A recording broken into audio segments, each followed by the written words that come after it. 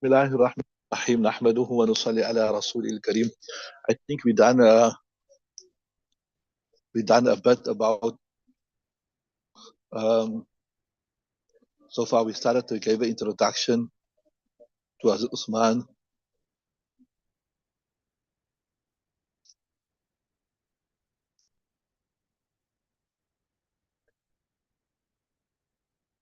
The last we discussed is where he was buried. Ne? Okay, so a bit more. Bismillahirrahmanirrahim. Some amazing qualities about Hazrat Usman radiallahu ta'ala anhu. It's mentioned that even prior to the advent of Islam, when people were steeped in ignorance, when they were steeped in alcohol, etc., he was naturally a bashful and modest person, that he did not even touch alcohol in Ayyam Jahiliyyah. And as I remember you done in your Qasas Part 5, etc., what the conditions were prior to the advent of Islam, right? So there it's mentioned that he never ever touched a woman in a wrong way prior to Islam. So he didn't need Islam to guide him. Fitratan, naturally, he was a bashful person. And another interesting fact about him is that even prior to Islam, people were steeped in idolatry, in idol worship, etc., etc. He did not make sajda to anything beside, to any idol.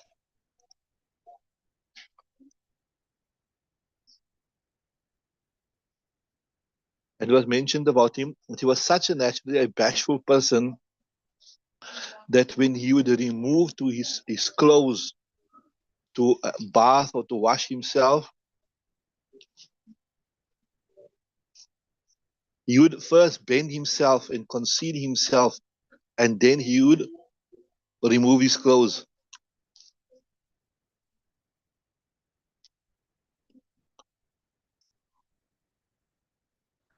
It's mentioned also with regards to him that after he gave bayat to Rasulullah sallallahu alaihi wasallam with his right hand, till the day he passed away, he did not use that right hand to touch his private organs. Subhanallah, out of respect for Rasulullah sallallahu alaihi wasallam. He took part in all the battles in which Rasulullah took part. I ever remember in the battle of Badr, Nabi sallallahu alaihi wasallam excused him because his wife was ill. He spent a great deal of his personal wealth. Usman radiallahu ta'ala spent a great deal of his personal wealth for the propagation of Islam. He also spent a great deal of wealth for the expansion of Masjid al-Nabawi sallallahu alayhi wasallam in the early stages of Islam. Then this will come inshallah in more detail as we go through the lesson. When there was a lack of sweet water. Now normally in Arabic when we say al-ma'ul adhabu, sweet water, what we mean is water. That doesn't mean that the water is sweet, but what it means is the water is drinkable. It is not brackish, etc. Right? So when there was a drastic shortage of water, I remember correctly, I think the Jew was restricting the water for the Muslimin. Then he purchased from his personal wealth bi'r Ruma for the Muslims to use. And then also this will come in detail, inshallah. Assalamu alaikum. Chef lecturing, baby. Jaysh Usra. Jaysh Usra was the Battle of Tabuk. It will come in detail. It was a very, very difficult time. Very difficult battle under very, very difficult conditions. And he provided quite a bit also. Will come, inshallah. The details will come.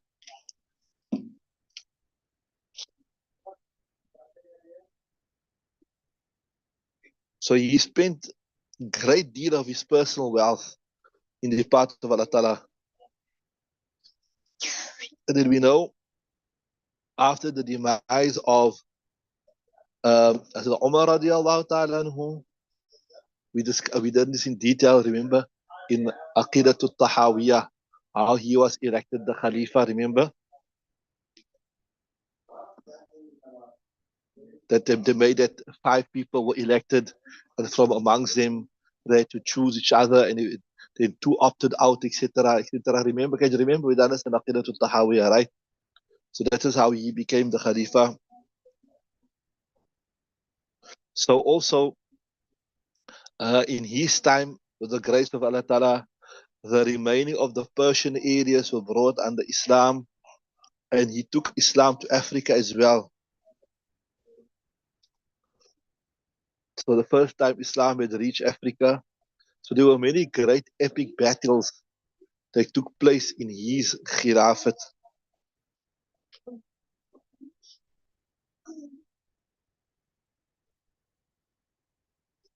And the what you call it, the ruler of Iran, or the Persian Empire at that time, yes, the Gird, he was also conquered and vanquished by Uthman radiallahu ta'ala anhu. And we know that as Uthman radiallahu ta'ala was from amongst, obviously he was from the first 4 Khulafa, which in itself is an accolade, but he was also from amongst the Ashara Mubashara. So the first few years,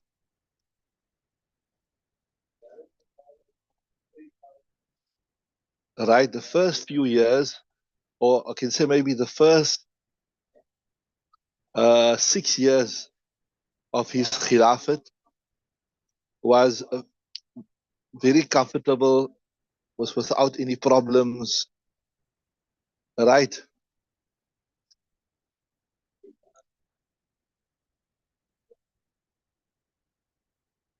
But it was then after the first 6 years, we know, we understand this, Abdullah ibn Sabah, that Yahudi, who acted like a Muslim, right?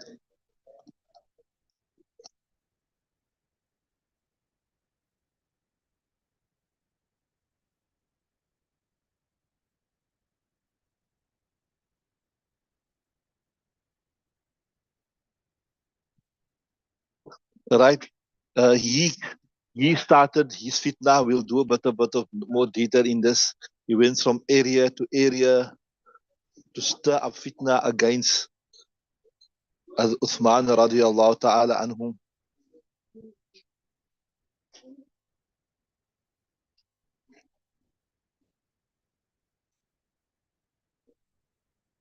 And he went from area to area, and he never really was successful.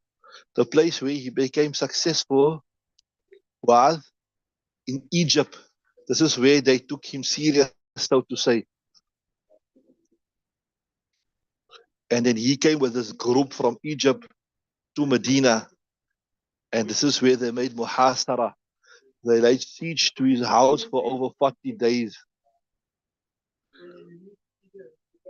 Then on the 18th of Zul Hijjah, 35 years of Hijri, 35 years after Hijrat, in his house at the age of 88 years, he was massacred, he was slaughtered.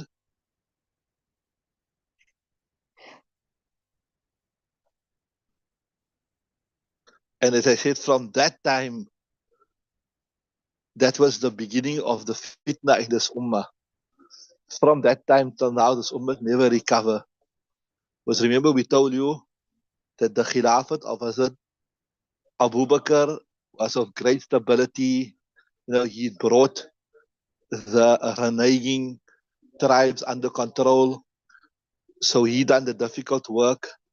And then Umar radiallahu ta'ala anhu, because there was stability, he could expand now the Muslim borders. And a great deal of land had come under the control of the Muslimin. it's mentioned that there is some figures given, I can't recall exactly, but 1/3 of the then known Muslim world had come under the control. Sorry, not the Muslim world. 1/3 of the known world that time. Like that time America, etc., North America, South America wasn't discovered as yet. But right, the Yahudi's name here, this Yahudi's name was Abdullah ibn Saba. In fact, he's the same one that started the Shia religion.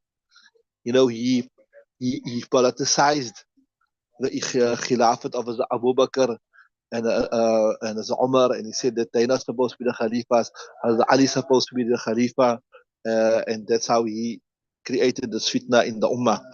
But that that has been discussed in detail in our Aqidah book, but inshallah we'll cover it again in one of the other kitabs. Maybe if not this year, next year when we do the bigger books, the Dora Hadith books, we'll cover that inshallah. So if you stick around, you'll get more detail about that inshallah. But for the time being, Abdullah ibn Sabah was a Jew who acted like a Muslim, and he created a great deal of harm and a great deal to the Muslims. One is he was instrumental in the Shahadat of Uthman. He trumped up false charges against Uthman. That was the one. And the other thing is, he also was behind this. That as Ali radiallahu ta'ala, he played on the emotions and the sentiments. That as Ali radiallahu ta'ala is from the Ahlul Bayt, so he's supposed to be the Khalifa, etc., etc. So he was a master manipulator, right? But anyway, more of that at a later stage, inshallah. So just remember, he was the great fitna monger that was behind Abdullah ibn Sabah. He was the fitna monger that was behind the martyrdom of Uthman radiallahu ta'ala anhu. And he's also the one that laid the seeds for the beginning of the Shia cult or the Shia religion, whatever you want to call it, right? Okay, read the first hadith, inshallah. So we're busy with the virtue of Uthman radiallahu ta'ala anhu. That's what we're discussing at the moment.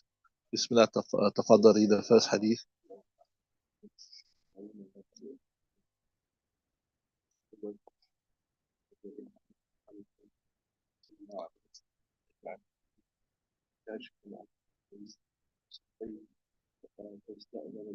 فاستأذن أبو بكر فأذن له وهو على تلك الحال يتحدث ثم استأذن عمر فأذن له وهو كذلك يتحدث ثم استأذن عثمان فجلس رسول الله صلى الله عليه وسلم We stop there.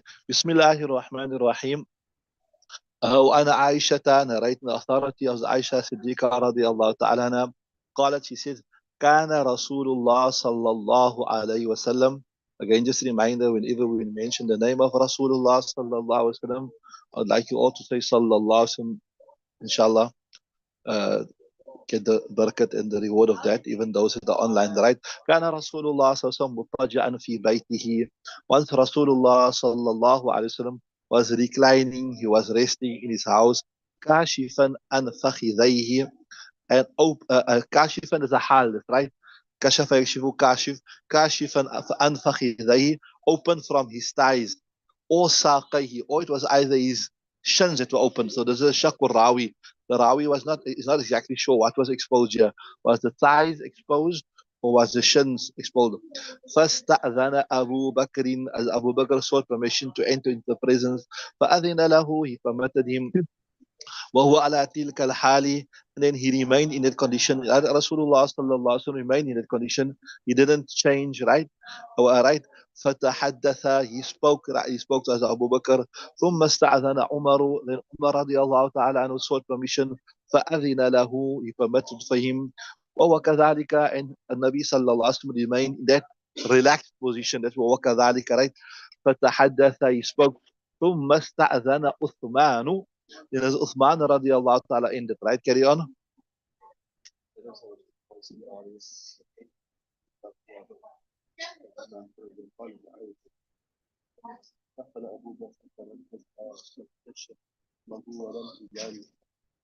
Right, okay. ثم استأذن عثمان. Then as Uthman radiallahu ta'ala anhu sought permission to enter into the room. فجلس رسول الله صلى الله عليه وسلم. Nabi sat up.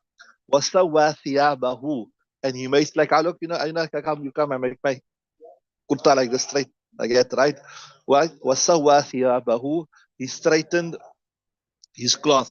فلما خرج, when he went out, قالت عائشة, was Aisha رضي الله تعالى said, دخل أبو بكر, that Abu Bakr entered, فلم تهتش له, you did not really move for him, right? له ولم تباليه, you didn't worry about him.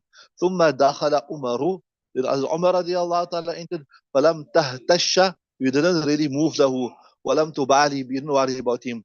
ثم دخل عثمان, then Uthman entered, فجلست, then you set up, وسويت ثيابك, and you straightened your clothes. فقال, so in other words, what is this?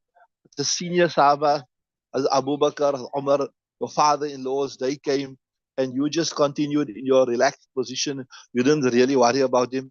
Uthman came, that your son-in-law came, but then all of a sudden you set up, وسويت ثيابك, فقال ألا ألا أستحي من رجل تستحي منه الملائكة سبحان الله. Should I not feel shy? ألا تستحي, should I not feel shy من رجل, for such a person, تستحي منه الملائكة, that the angels, they feel shy for him, right? They are affected by his modesty. وفي رواية, and in one رواية قال إن عثمان رجل حيي, that as Uthman is an extremely modest person. وإني خشيت, and I feared, إن أذنت له على تلك الحال, that if I permitted him, right, to come in that condition, ألا يبلغ إلي في حاجته, that he will not reach to me in his need. That's a little translation, right? What it means is that he's such a modest person that when he sees me like this, he'll feel shy, he'll feel uncomfortable, and then he won't be able to speak to me or discuss with me whatever he needs to discuss. He might just leave. That's what it means, right? I do the letters. Allah yabluga ilayya fi hajri, rawahu Muslimun. Imam Muslim narrates this particular riwayat. So here, if you look at the beginning of the riwayat, it says kashifan an fakhidayhi. So we know for a fact that we discussed this, people know we discussed this several times, that there's no ikhtilaf that the thigh of a man is his aura. Né? There's ikhtilaf maybe in the knees, like the Hanafi say that from below the navel till below the knee. The Shafi say above the navel till above the knee. So with regards to the knees, maybe there's ikhtilaf, but with regards to the actual thighs, there's no ikhtilaf. In fact, is the riwayat by Nabi sallallahu alaihi wasallam said, "Ya Ali, la tanzur ila fakhiri rajul hayyin aw mayyitin." That, oh Ali, do not look at the thigh of a man, whether he's alive or dead. So even a dead person, like how you do ghusl, etc., you mustn't look at the thigh of a dead person as well. So it's quite clear that the thigh is part of the aura. It's quite clear that the thigh is part of the aura. So sometimes you go somewhere, someplace, and you see somebody's thighs exposed. For a man, also, you're not allowed to look at that man's thigh. And even for a woman, obviously, you're not allowed to look at that man's thigh, etc., right? So that's a separate masala that you've done in the books of fiqh, right? But the main thing what we want to draw your attention to here is that this is the shaqur rawi. The Rawi said that either his thigh was exposed or either his shin was exposed. So we won't take it to mean the thigh, because when Nabi sallallahu alaihi wasallam has emphatically told us that the thigh is part of the aura, and Nabi sallallahu alaihi wasallam has emphatically told us not look at the thigh of a person, then it's not possible that Nabi sallallahu alaihi wasallam would expose his thigh.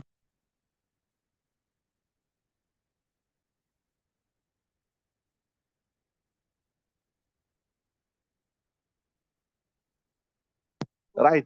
So it's not possible that Rasulullah sallallahu alaihi wasallam would have exposed his thighs when he gave an explicit directive that there's a separate subject matter, but sometimes ulama speak about watching sports and all that type of thing with the thighs of the people is exposed. But anyway, so what we say here is we say that it wasn't that the thighs of Nabi Sallallahu was exposed, rather maybe he was just sitting in a, like you can say, like sometimes you're sitting with your friends, you're sitting in a relaxed position, right? So so maybe there's a nice word in Urdu, they say when your lower garment it comes up charna. Also, I think like if a lady's a lower garment, a skirt even comes, it rides up legs. So maybe he was just sitting in a relaxed position, and so he knew, Nabi Sallallahu knew that if as Uthman see me like this here, maybe I won't feel shy, but he'll feel shy. He's gonna feel shy to see me like this. You know, some people are naturally like that, so he'll feel shy to see me in this position. And when he sees, when he feels shy to see me in this position, he won't be able to discuss with me whatever. So Nabi Sallallahu Alaihi Wasallam done this out of consideration for Uthman.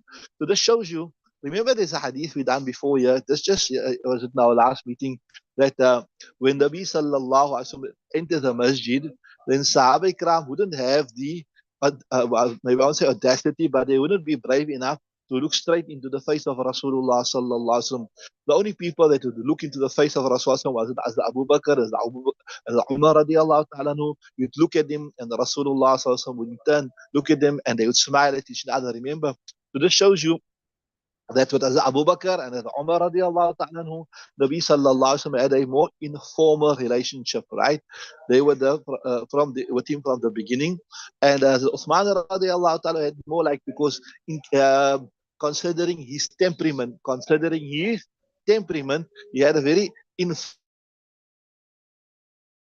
formal relationship with, concerning his temperament, he had a very, very formal relationship. So there's also hadith that goes to like sometimes, Anzilun Nasa Manazilahum. Anzilun Nasa, that you treat people according to their status. So you know this person is a modest person, this is a person that likes to be treated formally, etc., etc. So you treat him in that particular manner.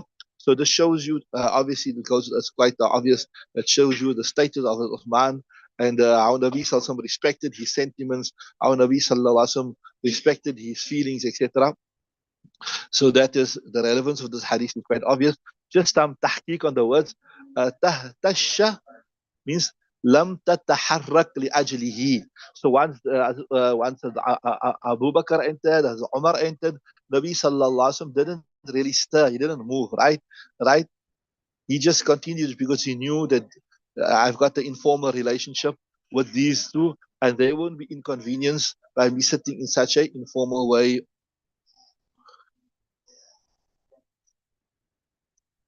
Same that walam tubalihi. Then Nabi Sallallahu says to Aisha, "Tastahi minhu malaikatu." Shouldn't I feel? Shouldn't I be shy in this sense? Shouldn't I be formal in front of that person who that the malaika are also formal in front of him?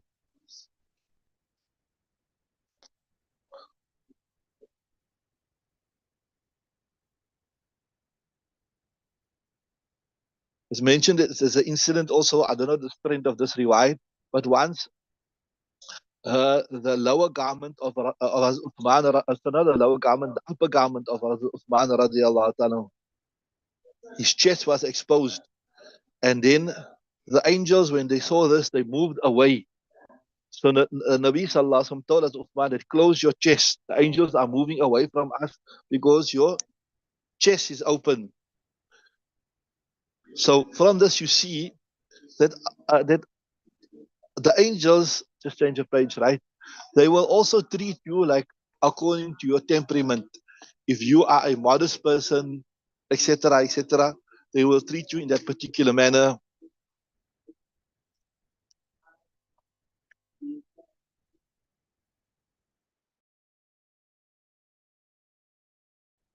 So Nabi Sallallahu Alaihi Wasallam had done this out of consideration for Uthman. Okay, read the next slide, Ismail.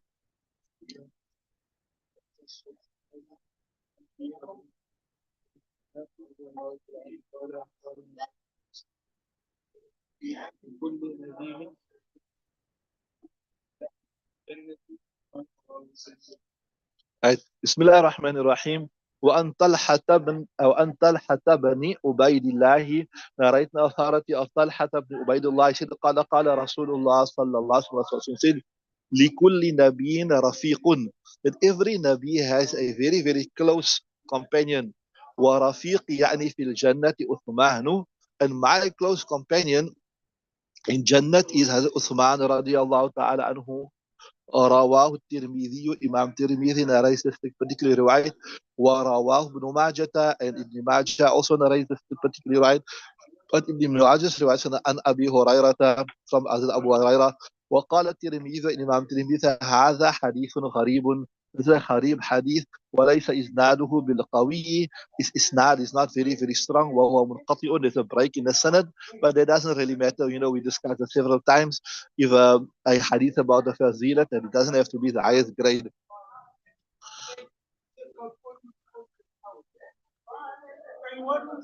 So لكل نبي رفيق ورفيق يعني في الجنة عثمان. So for Nabi sallallahu alaihi wasallam to say that Uthman radiallahu ta'ala will be his companion in Jannah, that is indeed a great honor, a great accolade. It's a great azaz for him. So it doesn't mean that he won't have any other companion besides Uthman radiallahu ta'ala. Means from amongst my many companions, which obviously would include Hazrat Abu Bakr, Hazrat Umar, etc. Okay, read the next riwayat.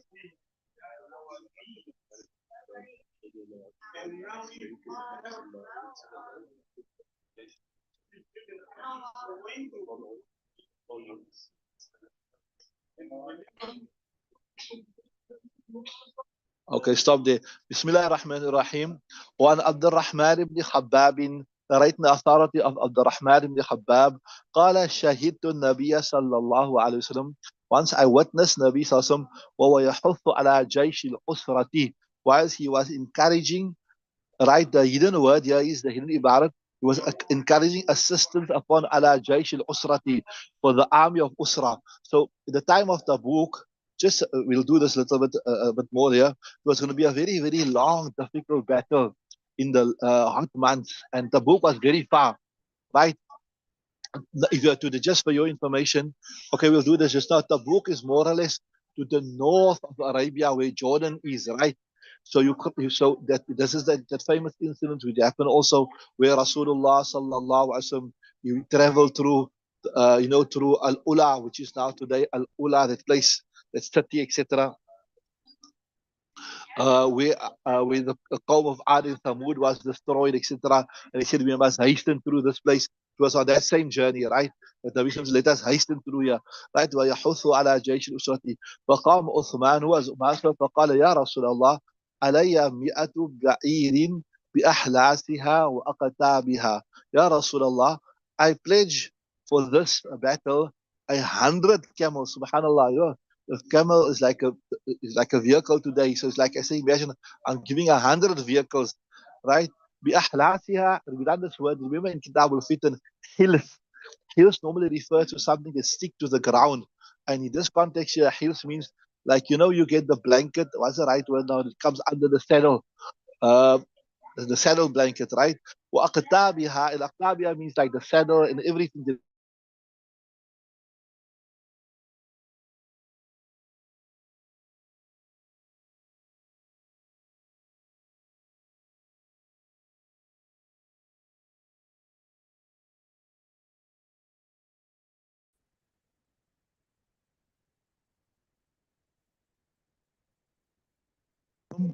encouraged more again, because as I said, it was a difficult time. That's why it's called جيش العسرة, right? ثم حد على الجيش فقام عثمان stood فقال علي 100 بعير بأحلاسها وأقتابها. Okay, so he saw the desperation of Rasulullah sallallahu alaihi wasallam. Okay, upon me is a 100, right? So first he said, there, see, look there, 100, 100, so it's 100, 200.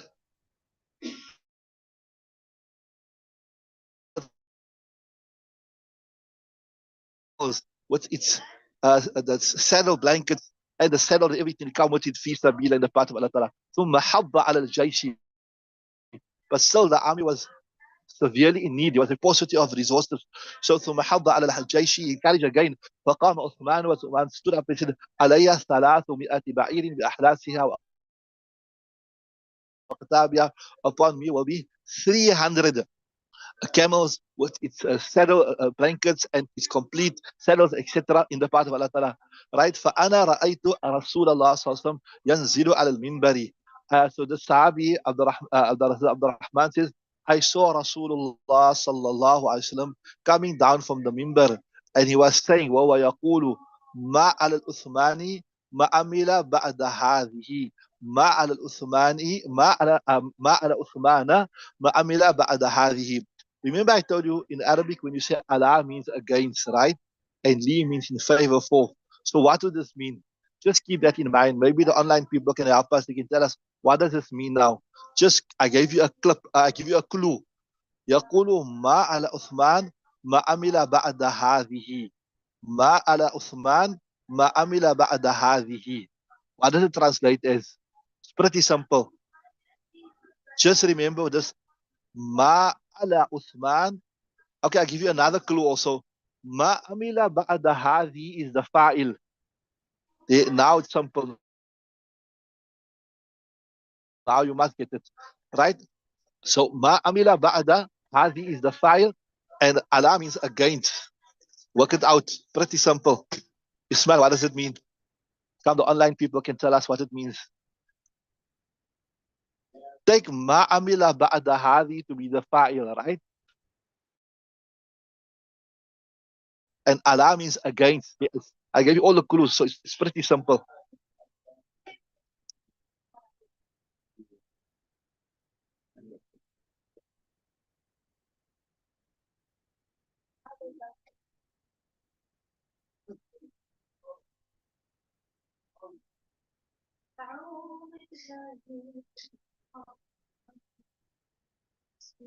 So, Umar, what it means?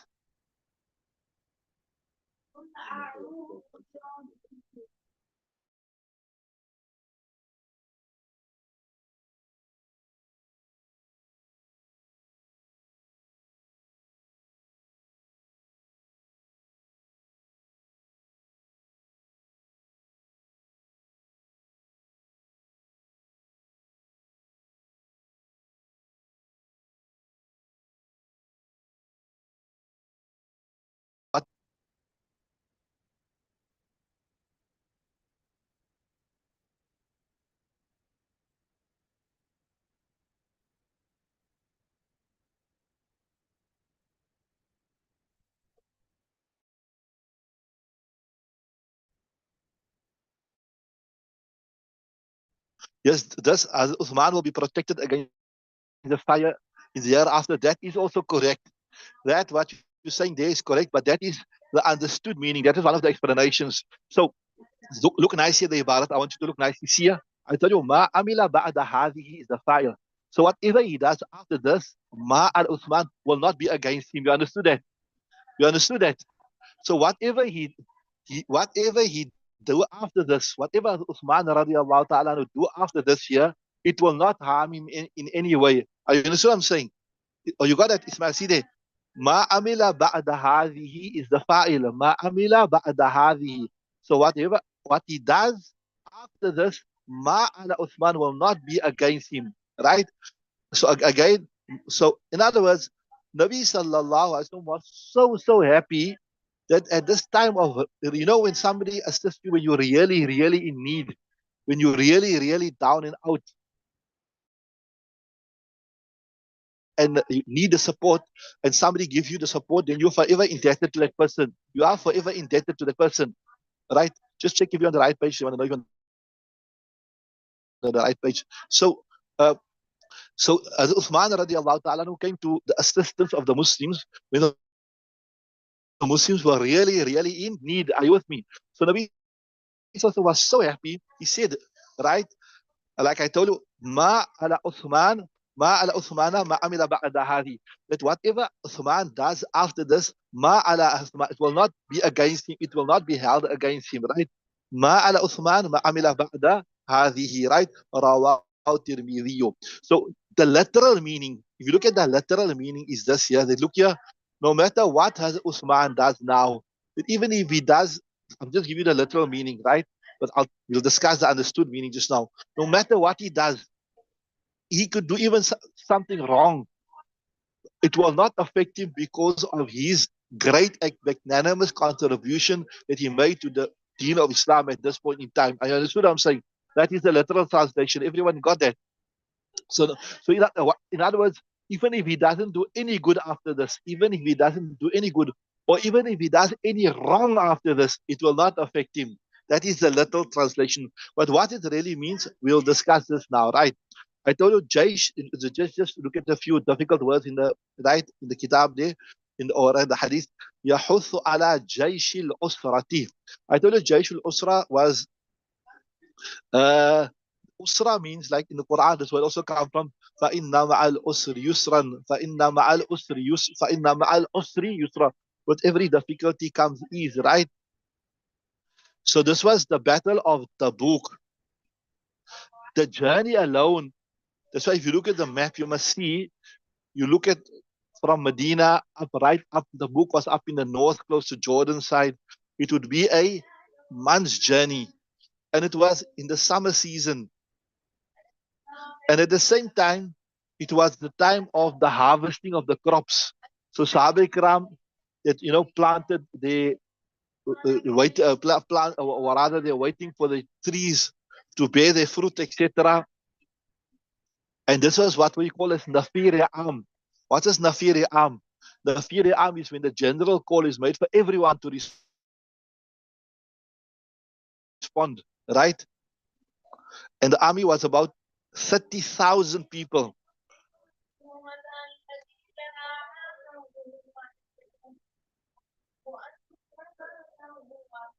So obviously the army needed to be equipped with conveyances, with shoes, etc. And on the other hand, the information that 300,000 Romans were gathering for them, was waiting for them. And so the situation was quite desperate. Hence Rasulullah sallallahu alaihi wasallam was appealing again and again and again for assistance. And as Uthman radiallahu ta'ala was the one that was responding every time to the appeal. Right? Then just a few لغوي تحقيق أحلاس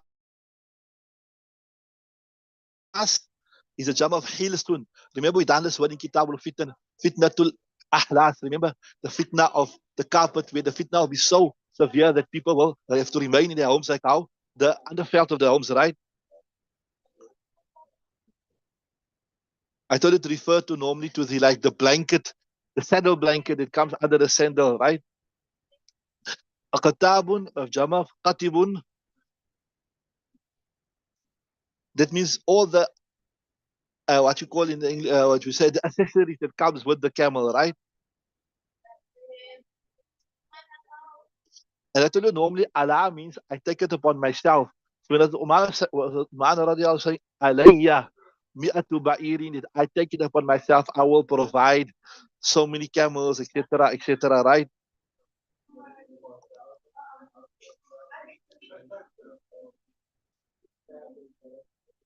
So in another riwayat is mentioned on the authority of Abu Amr, he says that in this particular battle altogether, Usman radiallahu ta'ala gave 950 camels, subhanallah. Just like imagine giving 950 cars in the path of Allah subhanahu wa ta'ala. And he gave 50 horses so that 1,000 could be complete.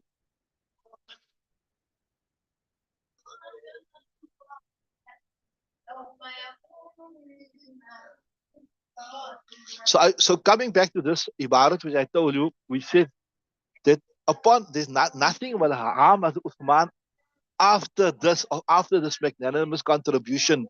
So obviously we know it can't be in the literal sense, because we know, remember we told you before that only the Anbiya alayhimus salatu wa taslim are ma'soom. They do not commit sin, right? But the Sahaba Ikram, they mahfuz. Mahfuz, for those who never know, never come across, mahfuz means they can commit sin. There are many hadith that show where the Sahaba Ikram did make mistakes, didn't commit sin. But mahfuz means because through the barakat and the suhbat of Nabi sallallahu alaihi wasallam, and through the companionship of Rasulullah, and because of their contribution to Islam in the early stages, that they will be forgiven, right? So the literal meaning can't be that whatever Uthman do after this, even if he commits shirk, na'udhu billah, or if he commits zina, na'udhu billah, etc., etc., that he will not be held responsible for that, because nobody can give that guarantee. Nobody can give, right, or not, nobody can give it guarantee, because that is against the qawaid. You understand what I'm saying? So the literal meaning cannot be taken. So what does it mean? Ulama has given two, three explanations. One is that this is a prophecy from Rasulullah sallallahu alaihi wasallam, that out of this great contribution that Uthman radiallahu ta'ala had made to Islam at this, what you say, at this very critical time, at this very, very critical time, he made this, he won't do any wrong. So it is like, it is not saying that even if he do wrong, he won't get punished, but it is a prophecy. And obviously, Nabi Sallallahu made many prophecies. It's a prophecy from Rasulullah Sallallahu that Allah Ta'ala won't allow him to slip after this because of this great contribution of his. And that is also, you'll notice sometimes some people that that they do the khidmat of deen. Sometimes even when they do make a small mistake, Allah Ta'ala protect them. Allah Ta'ala protect them in various ways. They do not suffer the repercussions the moment إِنَّ الَّذِينَ اتَّقَوْا إِذَا مَسَّهُمْ طَائِفٌ مِنَ الشَّيْطَانِ تَذَكَّرُوا فَإِذَا هُمْ مُبْصِرُونَ. So Allah Ta'ala protect them from disgrace. Allah Ta'ala protect them. Allah Ta'ala allow them to come back onto the Surat al-Mustaqim. So it could mean this here, that right, that because of this great contribution, Allah Ta'ala won't allow him to do anything that will be harmful to him. Are you with me?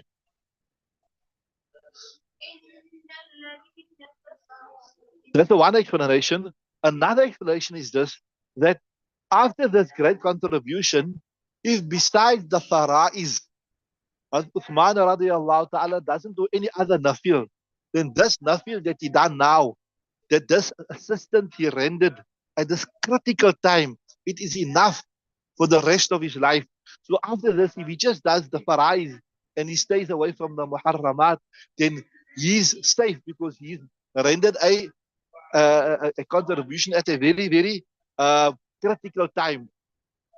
And the interesting thing is that if you look at all these Sahaba Ikram that were promised forgiveness and they were promised Jannat, etc., etc., etc., it did not make them complacent. It did not make them complacent. It made them work and strive even harder for Jannat. Right? I told you, look at, we discussed in the last meeting or the meeting before that, as Umar radiallahu ta'ala anhu, what contribution he made. He says, if I can just come out even Stevens, that if with regard to my khilafat, if Allah Ta'ala says, no reward for you, no punishment for you, I'll be happy with that. What does Abu Bakr say? Oh, I wish I'm just a blade of grass that the animal can come and consume me and I can disappear. So these Sahaba Ikram, despite these glad tidings, they did not create any type of complacency within them.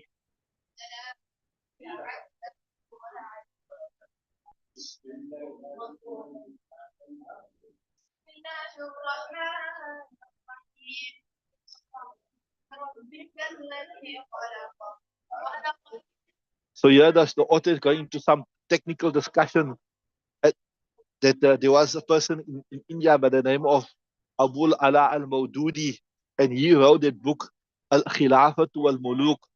And in this book, he initially a lot of people were impressed with him because he was a very, you can say, like a very erudite, eloquent person. But here in his book, he wrote quite a few inappropriate things about the Anbiya alayhi salatu wa taslim, and he wrote quite a few inappropriate things about the Sahaba Ikram, etc., etc. So here the Shareef is saying that here when the Nabi sallallahu alaihi wasallam is saying that nothing will harm as Uthman radiallahu ta'ala after this magnanimous contribution, then who's Abu Ala al-Mawdudi to want to speak bad about Uthman? Okay, time is up. We'll stop there now. We'll switch over to the tafsir, inshallah. Can you remember what we're busy with? We're busy with the English or the Arabic? We're busy with the start of the Arabic? Open it. Arabic, ne?